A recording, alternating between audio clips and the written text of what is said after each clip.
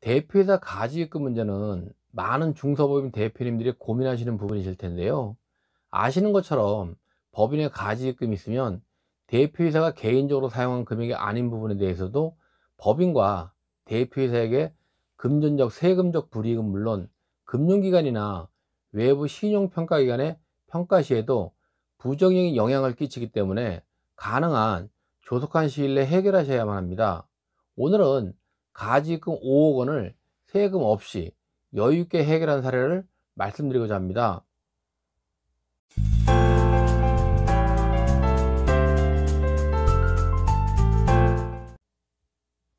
안녕하세요. 이성윤의 중소기업 컨설팅입니다. 대표이사 가지금을 정리하는 방법에는 여러 가지가 있지만 대표님의 본래의 개인 자산으로 상환하는 경우 외에는 법인의 자금을 환원하여 갚아야 하다 보니까 세금 부담 문제가 있는데요. 가능하면 세금을 적게 부담하거나 세금 없이 법인의 자금을 환원하여 상환할 수 있는 방법이 있다면 그 방법을 택하여 해결하는 것이 최상의 선택이라고 할 수 있습니다.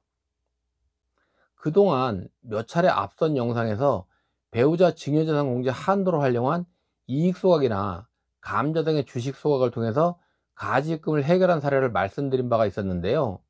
이번 사례도 배우자 증여재산 공제 한도를 활용한 감자를 통해서 미처분 이익이익금 6억 원을 세금 없이 환원해서 가지금 5억 원도 정리하고 여유자금 1억 원도 확보한 안산에 있는 주식회사 HN정밀이라는 회사의 사례입니다.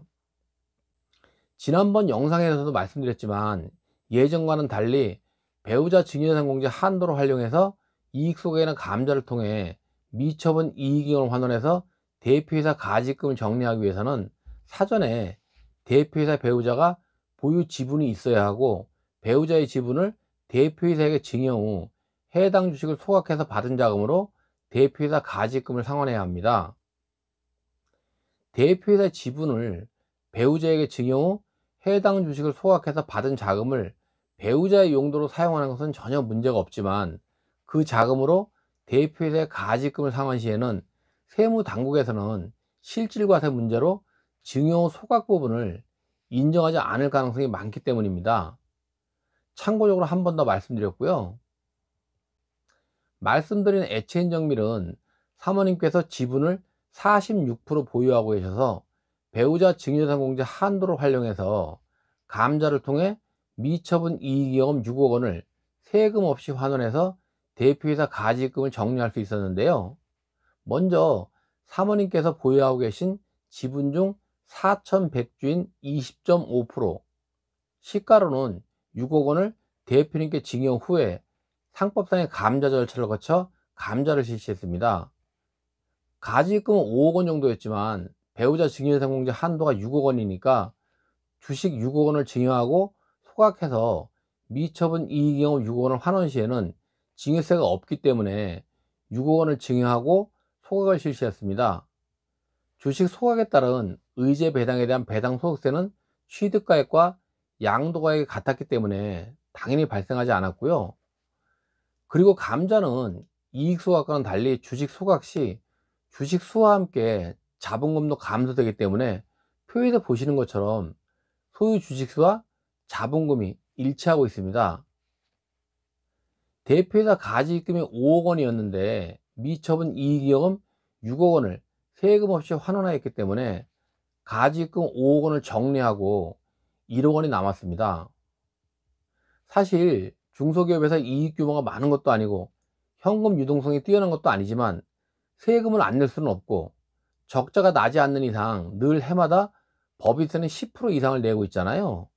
HN정밀도 대표님 소득세를 회사부담 국민연금과 건강보험까지 포함시는 30% 이상을 내시다 보니까 세금 없이 미처분 이익이익금을 6억 원이나 환원한 것도 그렇고 1억 원이 세금 안 내고 대표님 통장에 꽂혀 있다고 대표님께서 흐뭇하게 웃으셨습니다. 마무리하면 해마다 세법은 과세를 강화하는 방향으로 가고 있습니다. 최근 들어서는 복지정책을 강화하다 보니까 세입 규모를 늘리기 위한 세원 확보를 위해서 과거보다 더 강화해가는 느낌이고요. 따라서 세금을 안 낼 수는 없지만 법 테두리 내에서 적법하게 실행할 수 있는 절세 전략이라면 실행하지 않을 이유가 없습니다.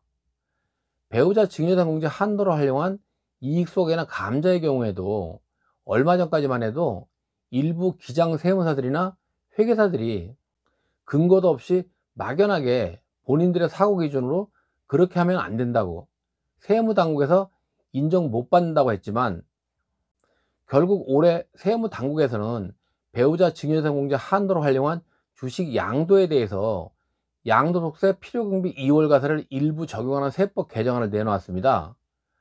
앞으로 점점 더 강화해서 양도뿐 아니라 소각도 포함하는 것은 물론 부동산 등과 같은 조건으로 될 것이라는 예상을 합니다. 그렇게 되기 전에 가능하다면 절세를 위해 실행할 것은 실행하는 것이 좋겠죠. 절세는 법 테두리 내에서 가능할 때 최대한 활용하는 것이 최선이니까요. 좀 더 자세히 알고 싶으시면 아래에 남겨드린 블로그를 보셔도 되고요. 궁금하시거나 요청할 사항 있으시면 댓글 남겨주십시오. 좋아요와 구독 신청도 꼭 부탁드리겠습니다.